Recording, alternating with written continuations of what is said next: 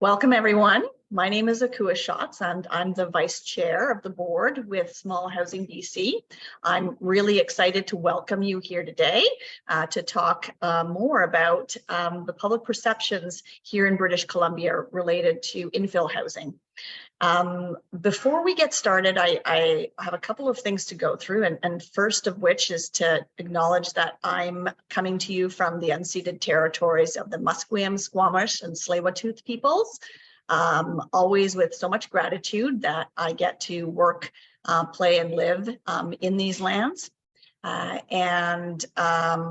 Continuing to be mindful of that as we're looking toward a future where we are increasingly populating these lands through projects such as infill housing.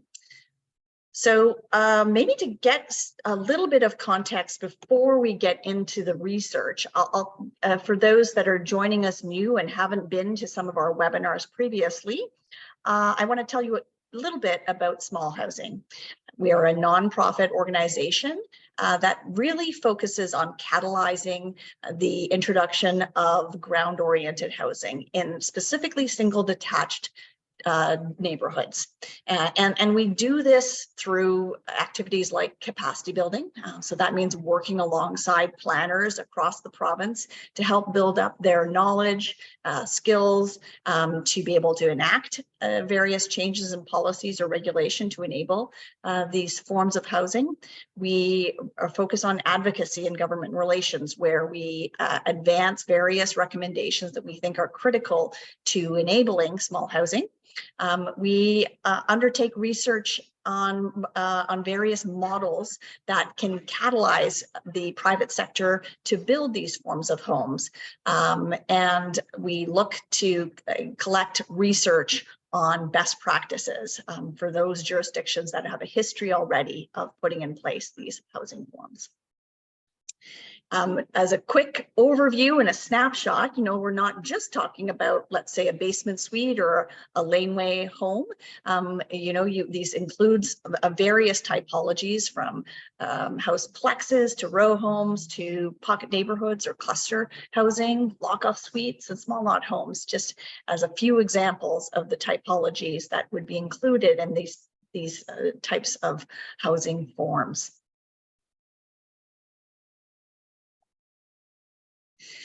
Now, a little bit about this work. We're really on the cusp of some significant changes in the province as it relates to infill housing. Announcements that we've heard from the provincial government to enable more of a province-wide approach to infill housing here in British Columbia. We are on the cusp of seeing some significant changes. Having been released, we've seen the top 10 list of those communities where this is going to focus. But additionally, this week we saw that number expand to 47, which means that cities across the province will be looking to see new ways to introduce homes. And one of the things is, we know, especially as we're going to be undertaking development in existing neighborhoods, it becomes increasingly important to better understand the views of British Columbians as it relates to these forms of housing. So over the course of the winter, we undertook research with a polling firm, Avalanche, to help deepen our own understanding of the public's perceptions on infill housing. Avalanche is a unique a company that collects quantitative data to deepen our own understanding of the public's deeply held views and emotions. And this typically equips organizations like ourselves with insights that help us learn how to leverage these to make to take action. So today we're going to be working with Kyla and Zoe, who are both from Avalanche, and they'll be taking you through the results of this study. Kyla's a strategist with Avalanche Insights, and she has a background in storytelling and making documentary films. And Zoe is a senior analyst and has been with the Avalanche for about 3 years, leading research projects on a wide range of social issues, with a background really in quantitative research.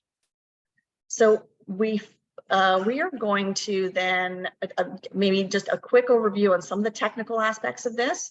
If you are having some trouble, feel free to message Small Housing BC in order to either access, if your audio isn't working or something, you can't see something, let us know. We're going to be using the Q&A function, and we expect that many of you will have questions along the way.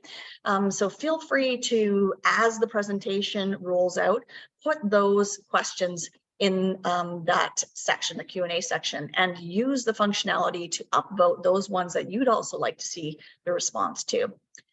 There will be a poll both at the beginning and at the end of this session. So we want to capture just, in light that this theme is really about public opinion, we want to hear your opinion too and get where you're at after you've heard the results of the study.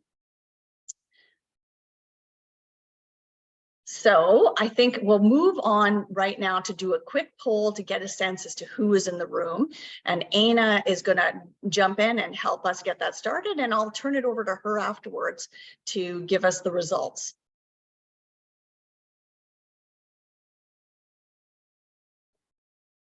This is where we need the Jeopardy music running here a bit, but you'll just get to see me swinging in my chair instead.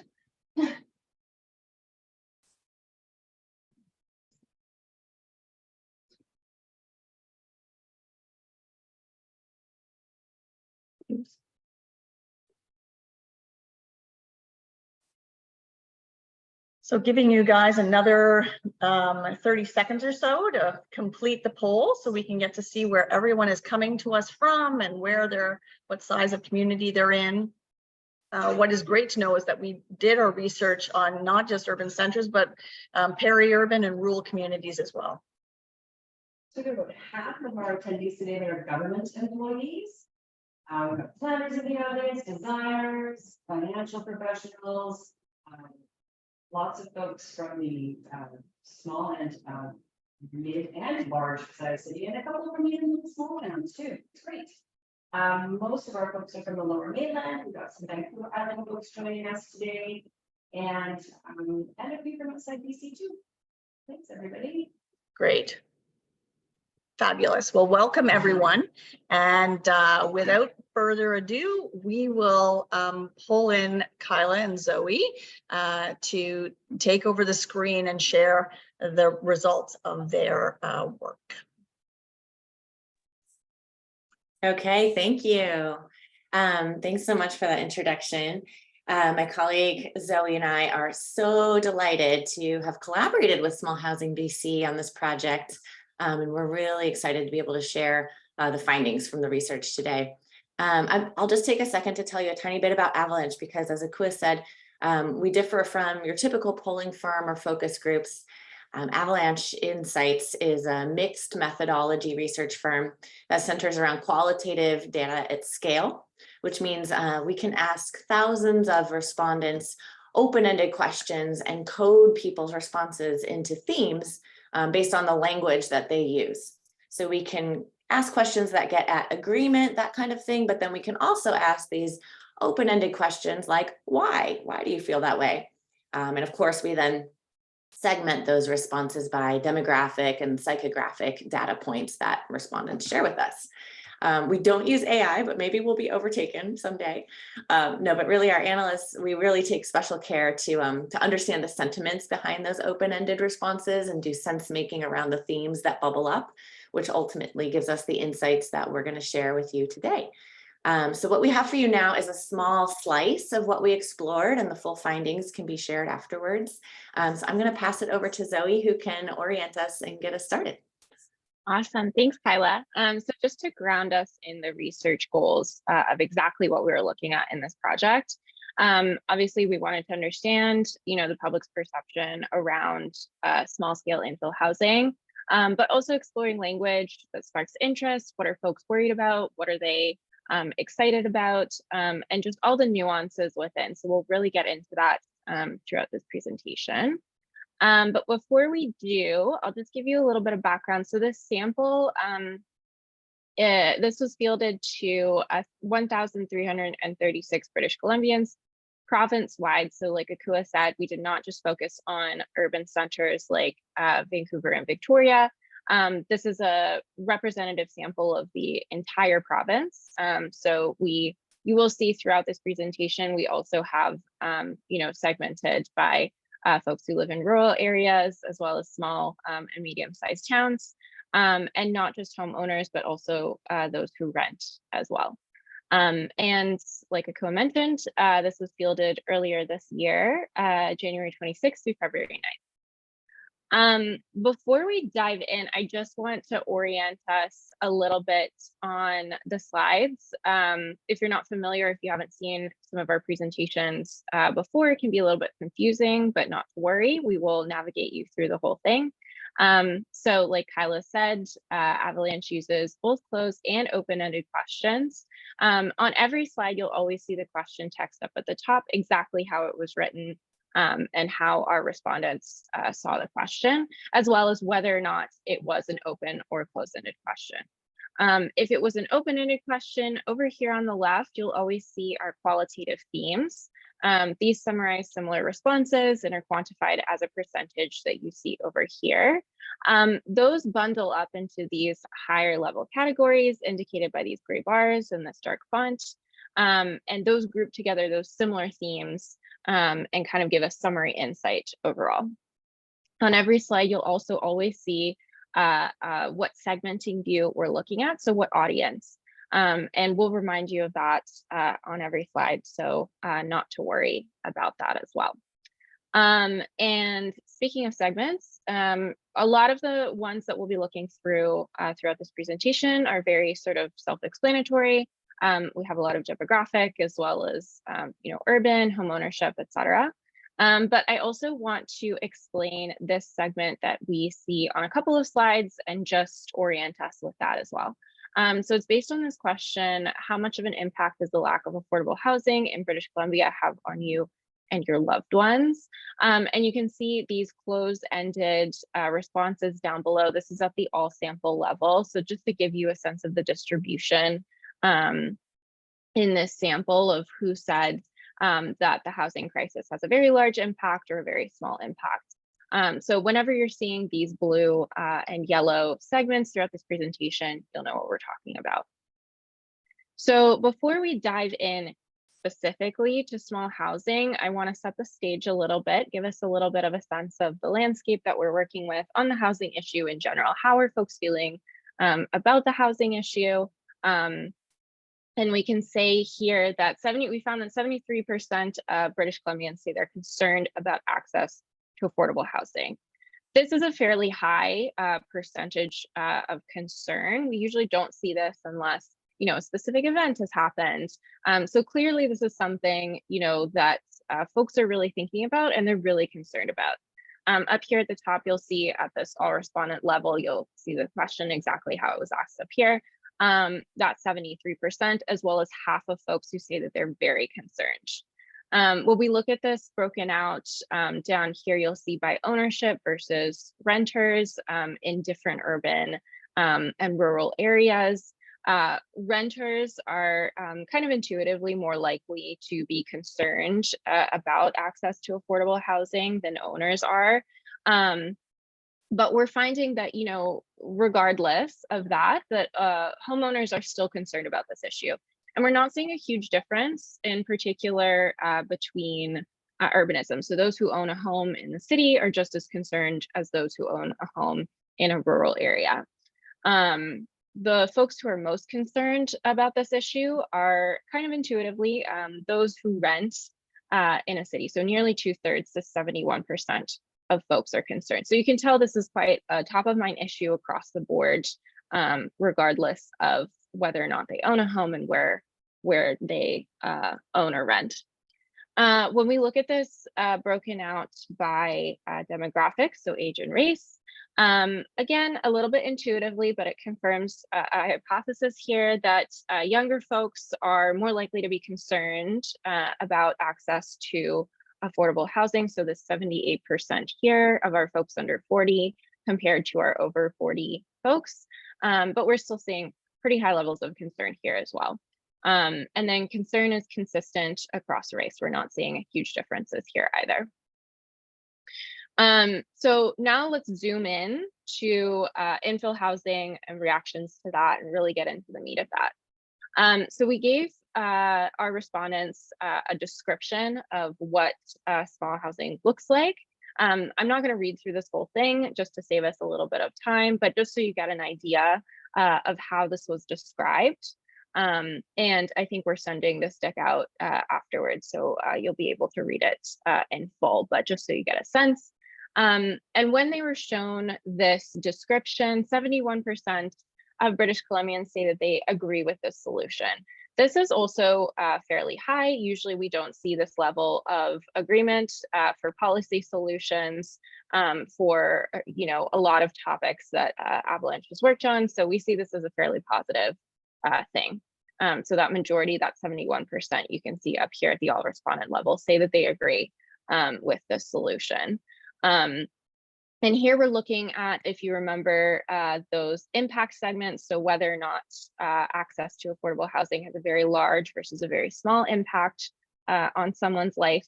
And what's interesting here is that regardless of what the impact is on your life, even those who say that lack of affordable housing has a very small impact, they're still agreeing with the solution. We're not seeing a lot of backlash here from folks who might not necessarily care about this issue as much.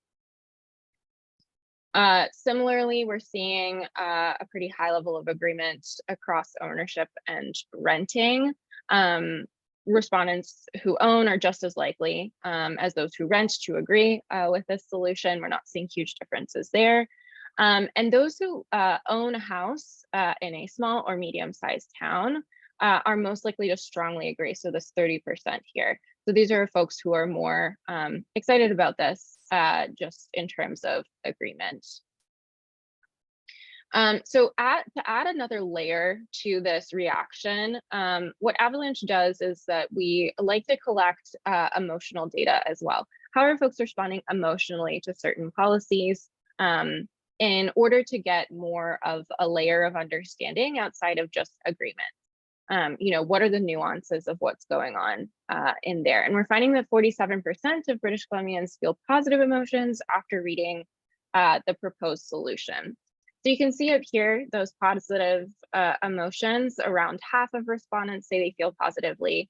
And then what I really want to note here, and what's interesting, or what was most interesting to us, is this idea of hope. Anecdotally, I don't see a lot of this in a lot of the research work that I do across a large range of issues. And, we run a lot of emotion questions throughout our surveys, and we don't usually see hope come up organically. Again, this is open-ended, so it was not prompted.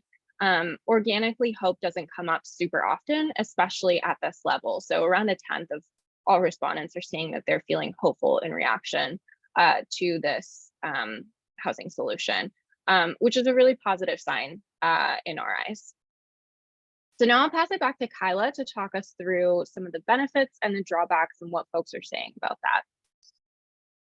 Yeah, thanks, Zoe. It's exciting to see that kind of hope in our responses, as you said. And we often look at our emotional responses in terms of whether they're inhibiting the kinds of emotions that make you feel like, I just want to put my head underneath the pillow and like not look at this, versus activating. And we put hope in that activating category typically, which is like, yeah, I think something could happen here and I'm interested, and I might want to get involved or read more about it or that kind of thing. And like you said, we don't see that at that high of an amplitude usually, so that's exciting. So now that we understand who agrees with the solution as described and their emotional reaction, we'll look at the tensions that people feel. So even those who agree, they have some hesitations, and even those who disagree may see some bright spots. And we really wanted to get to those in-between perspectives. So we'll kick this section off with a quote. Sorry, go back a slide, from one of the respondents who lives in a small medium town, who rents and is in that 50 to 64 age group.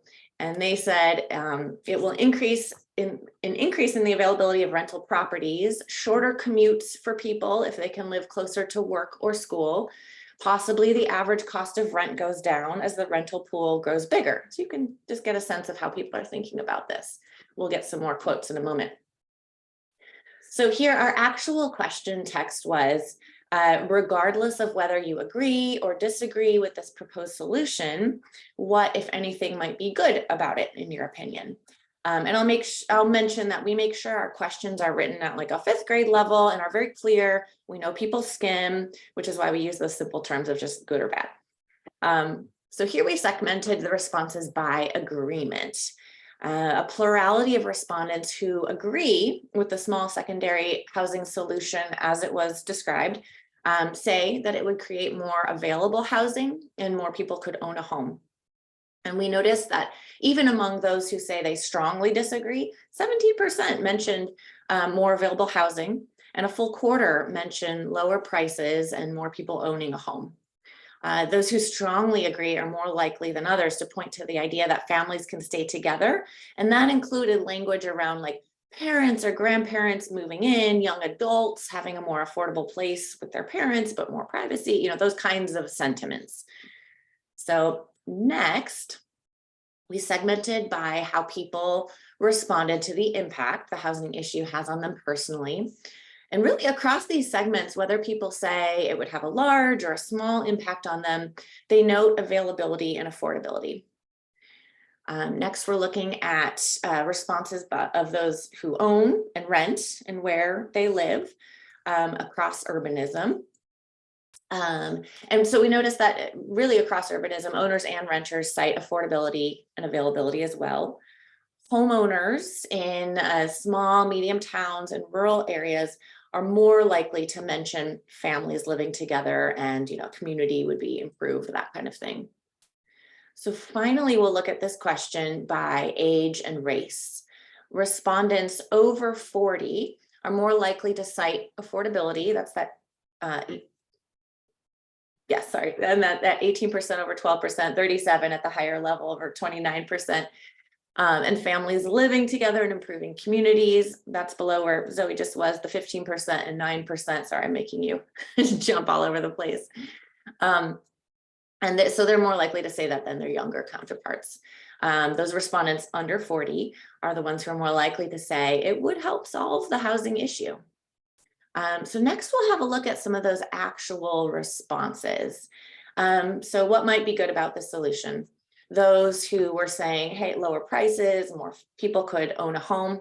Those kinds of responses were like, it may give some homeowners the ability to pay off mortgages faster, thus becoming mortgage free, and the opportunity to purchase or rent a small house or apartment in desirable areas for less cost, very appealing. For those who were focused on more available housing, they said things like, I like that there are more options for people to choose from that best suit their preferences and what they pay for housing, or it'll create more housing flexibility, or sorry, housing availability, allow for more flexibility in housing options. And then in that category of families living together, it would create better community. People said things like that different generations of families can easily live on the same property together, look out for each other, but still have their own space. This approach would add character and creativeness to our communities. People ought to be able to build homes that make them happy and allow them to live where they like. So we get a little bit of that color. So moving on, next we'll look at those folks who had concerns. So here's one quote to kick us off. This particular person lives in a rural area. They own their home. They're in a little bit older category. And they said, my concern is more traffic, less parking available, noise, possible increase in crime from lower income renters, more construction noise and disruptions. So I want to mention that, of course, this is people's own perspectives and this is what they share with us. This person had kind of a laundry list there, but these are the kinds of perspectives that we want to be aware of that are out there. I'm sure you're aware that these are out there. And now we can see quantitatively how many people are thinking about these particular issues. So here, the specific question text was, again, regardless of whether you agree or disagree with this proposed solution, what, if anything, might be bad about it, in your opinion? So again, here we're showing the data by agreement. And no matter whether people agree or disagree, respondents were naming overcrowding as that potential negative outcome. And you can see within that people are saying specifically overcrowding, but also parking, not enough parking, too much traffic, a strain on things like utilities and services. Those are the kinds of things they're mentioning in that theme.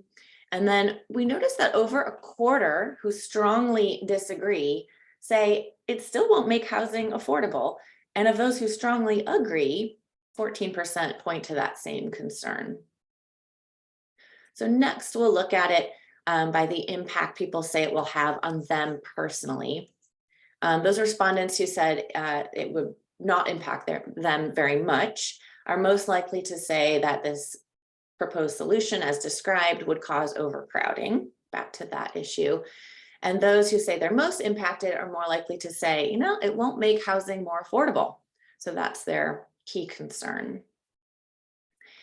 Then when we look at this question again by who owns, rents, and where they live, about half of homeowners in small and medium towns say the solution might create overcrowding. So we're starting to see that theme and where it's cropping up more specifically.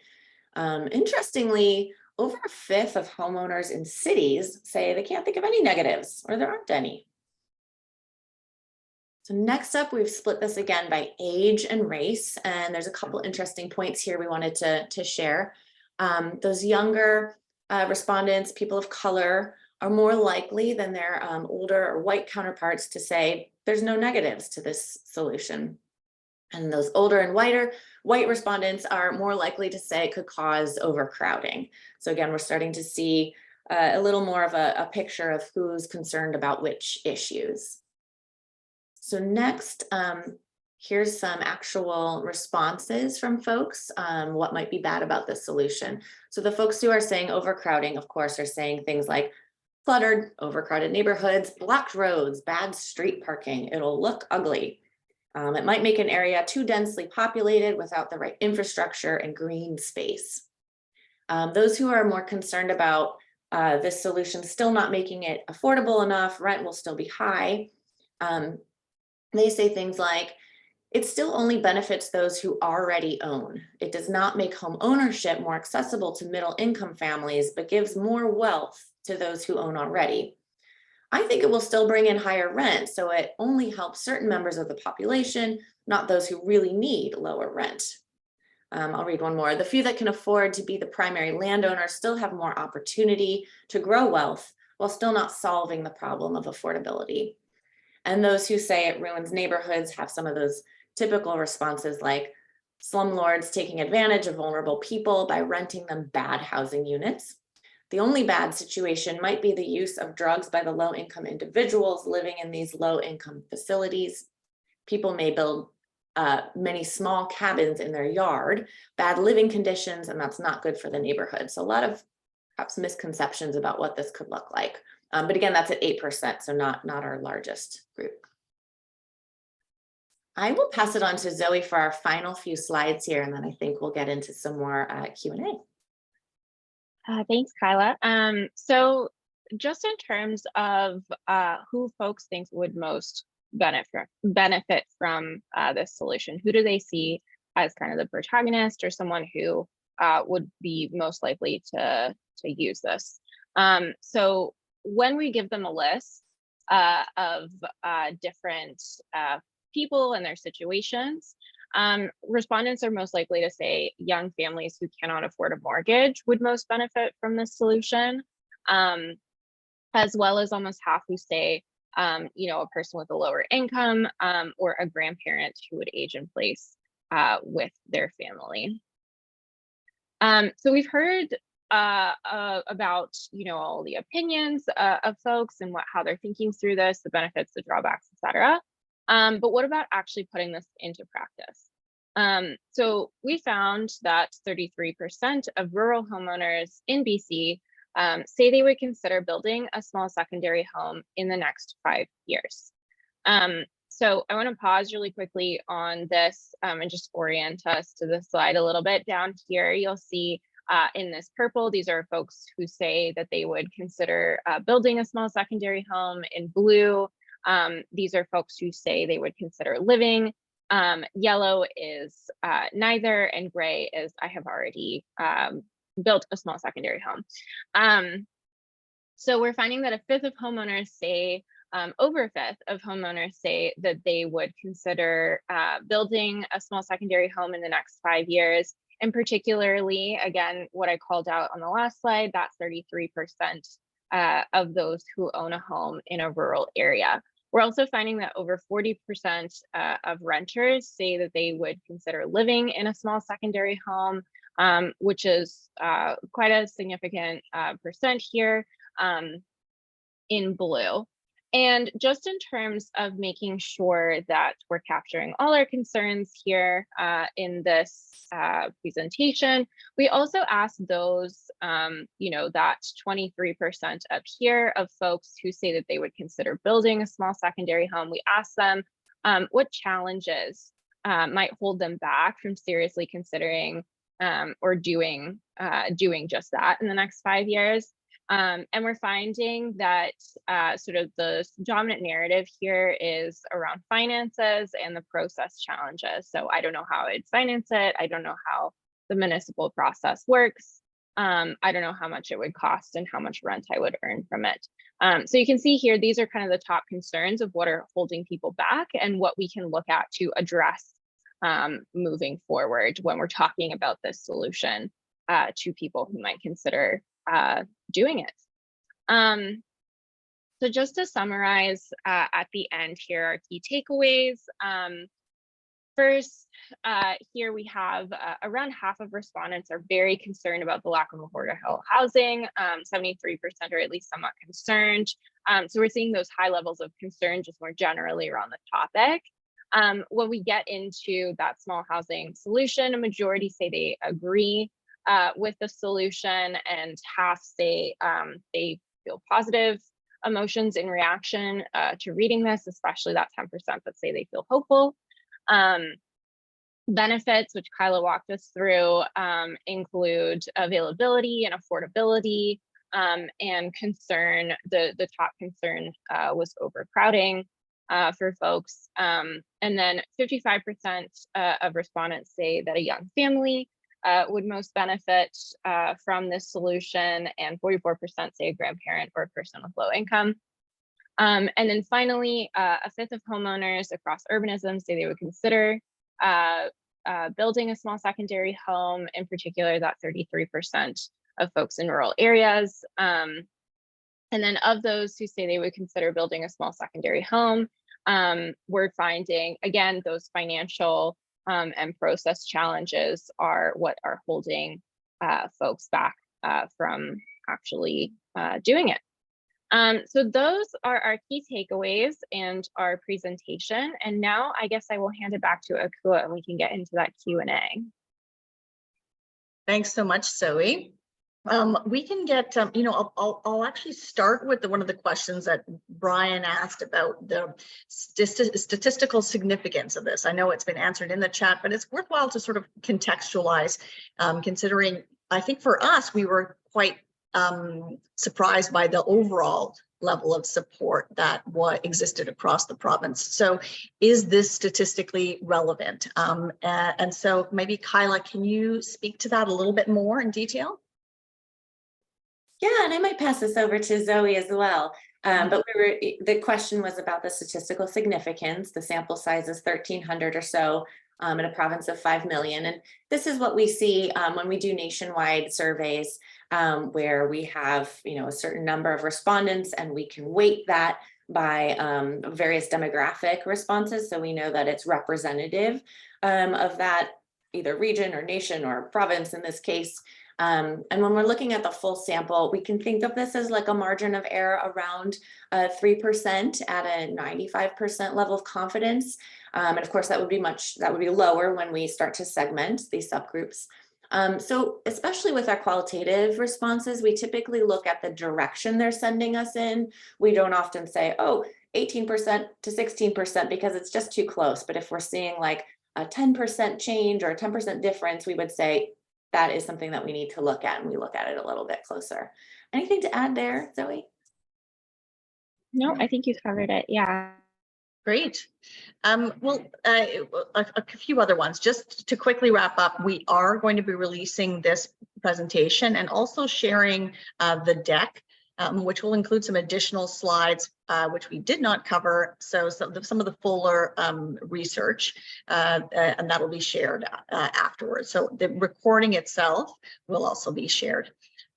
In terms of, based on the insights that that you've shared with us, what kinds of perceptions about housing should we, as practitioners, aim to reinforce, and how might you do that?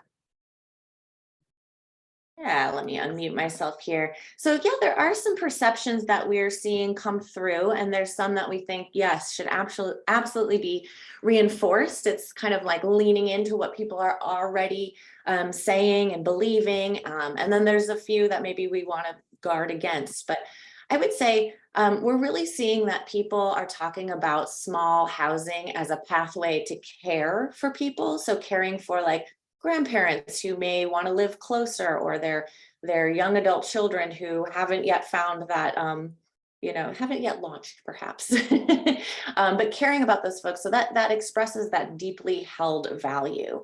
And then another one is that housing is really complex. Like we know that it's a large portion of a person's monthly budget. Living costs are high, and there just simply isn't enough right now. That's the whole issue. And I think it's important to say that this is one solution of many, and we need all the solutions, right? We're not saying that this is the only solution. I think that's when people start to push back and say, oh, wait. But this is one of many. We need them all right now. I think the other thing that we were seeing is that people really are grasping onto this idea that small housing can encompass a wide range of budgets and styles. It's as varied as the individuals who choose to build or live in them, and showing what that looks like, which I think small housing does a great job of, can help combat some of those initial hesitations about overcrowding or it's going to look ugly, things like that. Great. I mean, I think we might as well tackle the flip side of that.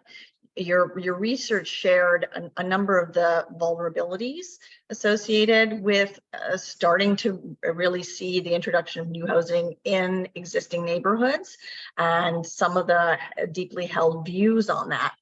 So what in particular do we need to consider around this, and especially sort of how might you guard against that? Yeah, definitely. I think that was one of our key goals here, was just to see, how much people agree or disagree, but then what are some of those vulnerabilities that we have, and to what amplitude is that coming up? And one that we saw was maybe as a whole being seen as not empathetic enough toward the challenging economic context. We see this with a lot of clients actually across issues, that the number one thing that people bring up, their worry, is their personal financial well-being, economics in general. And so a lot of our clients aren't working on that particular topic, but maybe they're adjacent to it in some way, which this obviously is. And one of our recommendations is often to just name it and let people feel heard. That this is a challenging situation. Things are expensive right now. This is one of many solutions. And even just feeling heard allows people to hear the rest of what you have to say. The other thing I would mention is there's a potential for backlash around this idea of elitism, like helping the rich get richer, meaning we saw some of those quotes which were like, oh, people who already own homes, they're the ones who are going to be able to build, and then they're going to be able to charge rent, and like, how is that going to impact me, the renter? So again, I think even just naming those things, and just talking about it, that it's true that for some folks they'll be able to build homes, but maybe leaning in on those multiplexes and other types, the typologies that you mentioned, can really help with that small piece of backlash that we were seeing there. There's one more that we saw really cropping up, which is unsurprising, but it's guarding against that idea of unintentionally tapping into those deeply seated internal narratives around who is deserving of good things, who is deserving of this kind of property, who might make it not great for others. And you see that kind of zero-sum thinking of like, if this works for some folks, I'm going to lose out somehow, or my neighborhood's not going to be as nice. My schools are going to be too crowded. Some of that NIMBYism. But I think talking about who benefits, and we saw at the end when Zoe shared, when we asked open, who do you think would benefit most from this? People really were saying like, oh, it's families, it's grandparents, that kind of thing. So leaning into those stories, those narratives can help people open their minds, I think. Thanks. Thanks, Kyla. I think actually sort of building on that, we might as well unpack a little bit of the question that came through in the chat where we're asking about what size of the Nothing About Infill work. What was that group? And if it was a vocal minority or if NIMBYs are a significant portion of the population, particularly this sort of, the perception is that there's this urban-rural difference. Did that emerge from in your study at all? Yeah, I can take that one. And I think I answered this. Sorry, I accidentally did this in the chat already, but I'll just say it vocally as well. We're only seeing that around at 9% of the total sample. We are seeing this clustered more in urban areas, so that 9% is really coming up for folks in urban areas. But we're not seeing this as a significant portion of the population. We're not seeing this as like an overwhelming majority. We're really seeing this as a vocal minority of, around 10% of folks, 9 or 10%. So we're not seeing that as a huge majority of the population here.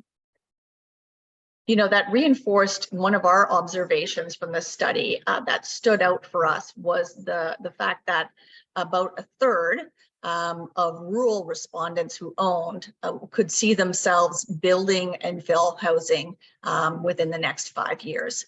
This was especially surprising considering on the urban side of the equation, 1 in 5 responded in that same way. So that did what was a surprising result for us at Small Housing to see. I might just speak a bit to Mark's question about how this initiative can be made compatible with regional planning strategies to grow in strategic central, efficient, transit-oriented locations.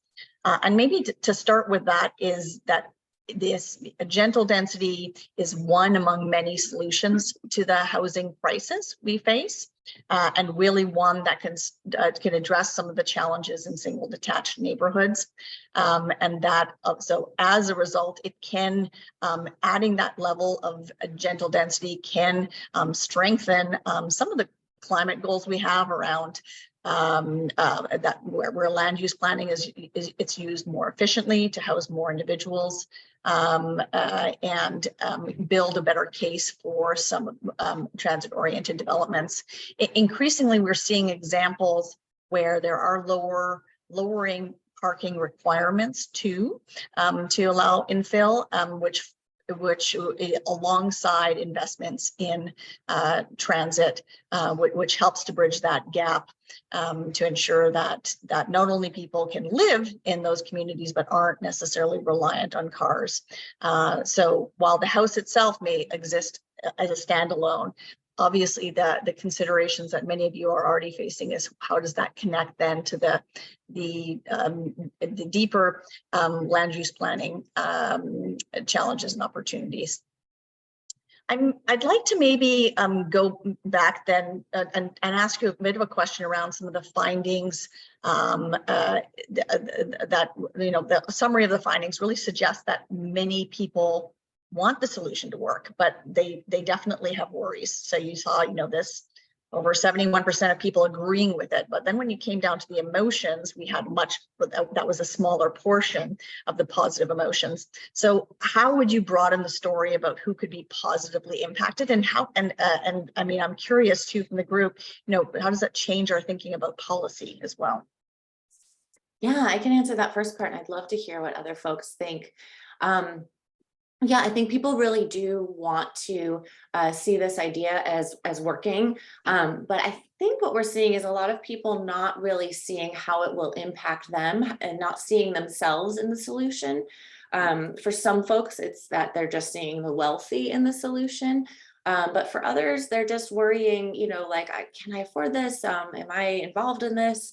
And one of our ideas is really what some of the things that you're doing already, which is bringing to life who stands to benefit and focusing on those folks or groups of folks that people are already associating in a really positive way. So really bringing to life like the young families that value location and community over the size of house, a person who wants that shorter commute to the job, the grandparents who want to age in place near their family. Like bringing those stories to life can help people see like, oh, that could be my grandmother, that could be my mother, that could be, you know, my sister who wants to live closer to her job, but she just like can't afford to live nearby. And I think expanding that view of who's involved and also the boundaries of what's possible will help people see like, okay, the solution that I agree with and I want to see happen, I can see it happening. Okay. Great, great. Let's then, can you speak a little bit more about why you segmented audiences for how they are impacted by the lack of affordable housing, perhaps? Yeah, so maybe you can add a little bit to this, but one of the things we wanted to see was how people see themselves in this solution. So it builds off that last question. So people, you know, when you hear the word housing, everyone has a relationship to housing. We found through this survey that for the most part, when people hear that word housing, they associate it with too expensive and there's not enough. But we wanted to know from people themselves, is this something, this affordable housing issue, is this something that impacts you to a great degree, to a little degree? And we can see where those start to have some parallels with who owns, if they're in a rural or a more urban area. So we can start to build a picture, not only about those demographic characteristics of like white, people of color, their age, where they live, but also how they themselves see the issue. Zoe, do you want to mention a little bit more about how and why we segmented in that way? Yeah, absolutely. So usually when we do surveys or research projects on specific issues that involve some sort of policy, usually the people who are most supportive, who most care about the issue are the ones who are most impacted. And I think what to us was most surprising and honestly very optimistic about this project is even those who weren't necessarily impacted by the issue of affordable housing. You know, I own a house, I'm fine, I'm not necessarily worried about this. They still are expressing support for initiatives that might alleviate this issue among other communities, not necessarily just themselves. They're still expressing concern about this issue. They see it more holistically than just you know, this doesn't impact me and therefore I don't necessarily care about this. So I think for this project in particular, we were really excited to see, you know, these results coming up because usually when we do a lot of our projects, we don't see that kind of agreement across the board. It's usually more of a correlation of how much an issue impacts someone is, you know, very strongly correlated to how much they're going to actively support policies that address them. So that was kind of the main reason why we were highlighting this throughout the presentation, as well as what Kyla was mentioning to get sort of more of a holistic picture outside of just demographics and where folks are living.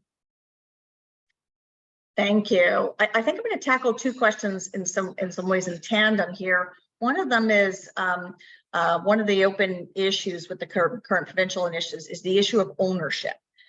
So let's say I have a coach house or a laneway house and whether or not they should be strata titled or retained as rental stock. So this idea of ownership versus rental.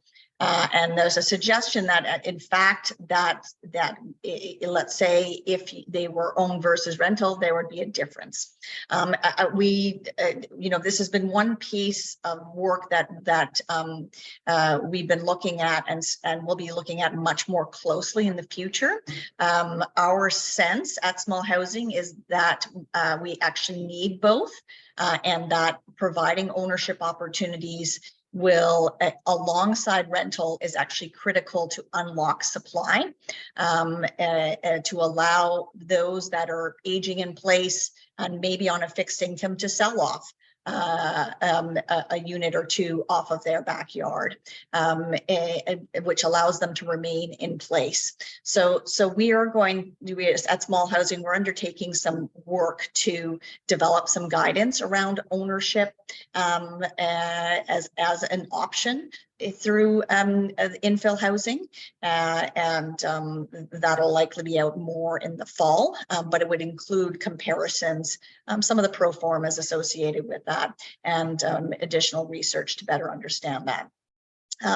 That sits within the local government purview as well. But typically what we found is most infill policies, especially as they relate to backyard coach houses or laneway homes, have been restricted to rental as of date. In terms of resources related to or data on issues relating to the cost of financing or cost of construction or rental incomes, we do have some of that information available through reports on our site, ones that have dug more deeply into communities such as Kelowna and Nelson and Coquitlam. But that is also an area that we looked at a little bit more closely recently through some of our work on the affordable housing guide. So I'd say stay tuned, but overall we have been looking at those to better understand what models can be put into place to, on the affordable side of things, retain housing or create housing that is below market, and keep those keep that housing in perpetuity under market value, as well as generally just creating more attainable housing, housing that starts to meet the median income of most professionals in the province. A quick question, maybe just an easy one, about the difference between towns and municipalities, and what was considered rural versus urban. Yeah, absolutely.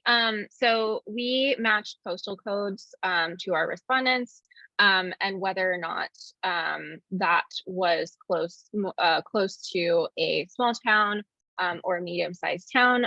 We clustered those two together because the sample size was just too small to do any sort of analysis on if we separated those out. So small and medium-sized towns were clustered together. We also were finding that a lot of attitudinally they were very similar, versus urban area. Obviously, postal codes that were close to large urban centers like Vancouver and Victoria, we put those folks together. And then rural areas are places where folks are not in close proximity and would be considered by their postal code as somewhere in a rural area.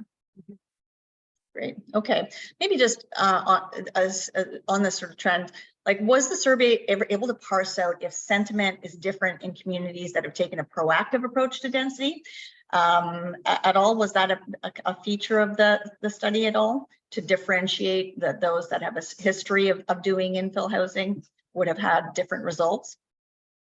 Yeah, that was not part of this study, but I should mention that we have another round coming up. And so a few of these questions could be really interesting to look at in the future. I think that because the sample size is fairly small overall, that we would have a hard time seeing if these differences, any differences that we saw, were particularly meaningful, but we could probably get something directionally. Zoe, any other things to add on that? No, I think you covered it, Kyla. Yeah, I think in this, we did collect information on whether or not folks had already built a secondary home or lived in one, but the sample size was just too small to do any sort of advanced analysis on that. But we are looking forward to hopefully digging into something like that in our next round. One piece that we could add to that is that, in the instance where we were looking at those in urban centers, even seeking to build one versus those in rural, the urban centers typically have had a longer history with infill than some rural communities. But again, there wasn't necessarily a causal relationship there.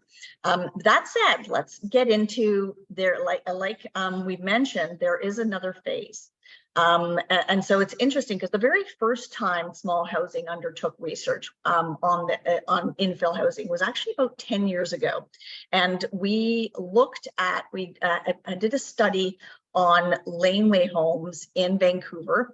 In 2009, they just sort of come into place. And so it was a year or so after that, that we asked the neighbors of those participants, of those surrounding those who had infill, about their impressions around the laneway home that had been introduced. And what we found, we did that both right after the home was built and then 6 months later. And overall, what we found was that the support for this initiative increased exponentially at the 6-month mark afterwards. So an interesting sense that the more that individuals were exposed to the solution, the greater the likelihood that over time they would develop support for it. So as we're looking into future opportunities for this research, we have another round coming up. We'd love to canvass for thoughts from you.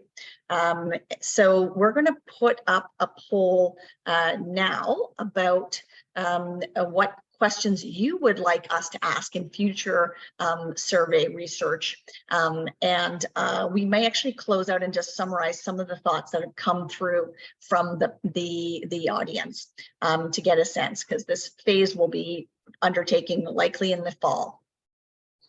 So I'm going to pretend there's Jeopardy music going on again, and we'll let you answer that question for about a minute.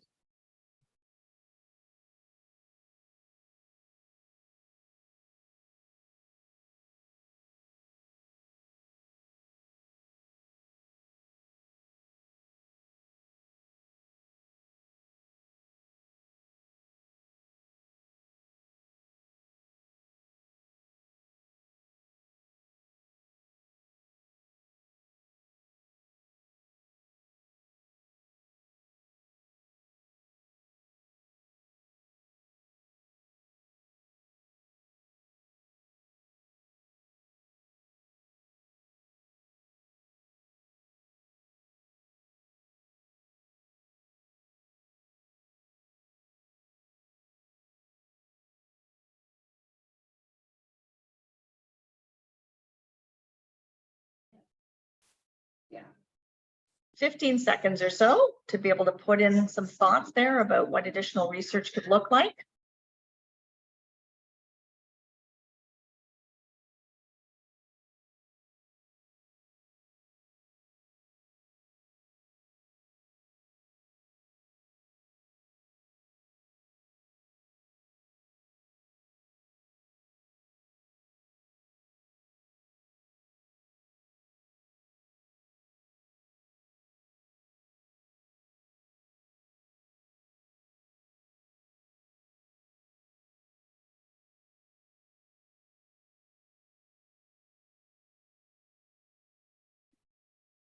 All right, well, thank you for providing your feedback on this. I think some of the things, that we've heard back already is that, looking at what legislative changes you think might support the creation of accessory dwelling units.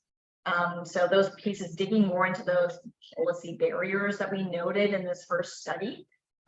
This whole idea about ownership versus rental, yeah, I would get would people be more likely to build these if there were the possibility to sell them off, or those who would be interested in purchasing a home, like a unit in a house flex, for instance. Would you support zero parking requirements? Getting a sense of the overall level of support for greater intensification and the removal of kind of a lot of the infrastructure around cars. And then in particular about the design. So how much does this whole idea about design filter into their opinions about whether or not they would support that? So are they looking for certain typologies in particular that they would be more supportive of, or looks? And then lastly, how do maybe we deal with the issue of the very big issue around who can develop or redevelop their property, and those who may not be able to get into the market. So that could be tied with some of the ownership versus rental questions. So that really closes out some of the session for today. Thank you all for joining us, and thank you for our guests as well for sharing the insights from the research. We do have one last question for you to answer and to give us additional feedback. And the next time we bring you together for one of these sessions, we'll be talking about parking. So expect another webinar coming up soon to look specifically at this in the early summer. Thank you, everyone. Thank you all.